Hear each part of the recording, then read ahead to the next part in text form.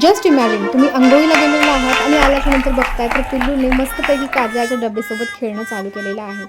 हात पाय पूर्ण काळे कुठ्ठे केले होते आणि बेडशीटलाही काळा काळा कलर लागलेलाच होता. आता हे सगळं क्लीन केल्यानेही क्लीन होणार नाही हे मला माहिती होतं, कारण लहान मुलांच्या नखांमध्ये पण हे काजळ लावून जाऊन बसतं.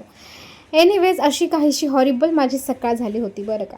सकाळी अंघोळीला गेले आणि हे सगळं काही पाहायला मिळालं आणि त्यानंतर मस्तपैकी छान चहा ठेवला.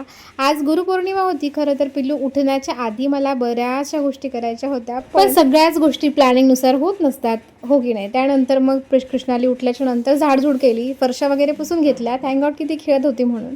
आणि त्यानंतर पूजा करायला घेतली. आता पूजा करत असतानाच खरं तर पिल्लूने शिशी केली होती, त्यामुळे मला तिची शी होतानाच आंघोळ वगैरे तिला घातली, छान फ्रेश केलं, त्यानंतर तिला खाऊ घातलं आणि त्यानंतर माझी आरती राहिली होती, मग ती आरती करायला घेतली. आता कितीही घरामध्ये खेळणं असू द्यात, पण मुलांना ह्या सगळ्या गोष्टीच लागतात. कधी कॉर्डसोबत खेळते, कधी मिक्सरच्या भांड्यांसोबत खेळते, तर कधी चक्क कुकरसोबतसुद्धा खेळते. त्यानंतर मला आज खरं तर ब्रेकफास्टमध्ये काहीच करायचं नव्हतं आणि डायरेक्ट जेवण करायचं होतं, पण आता खूप लेट झाला होता, एनर्जी डाऊन झाली होती माझी पूर्ण, त्यामुळे पटापट पोहे करायला घेतले.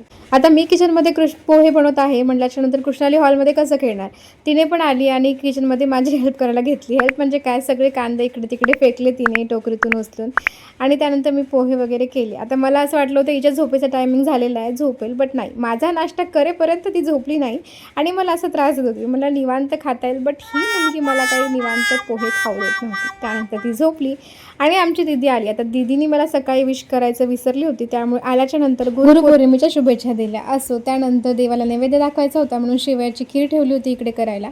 त्यानंतर देवाला नैवेद्य दाखवला आणि काव्याला पण गरम गरम खीर खायला दिली आणि त्यानंतर नैवेद्य दाखवून घेतला. चला पुन्हा भेटूत एका छानशा ब्लॉगमध्ये, तोपर्यंत बाय बाय.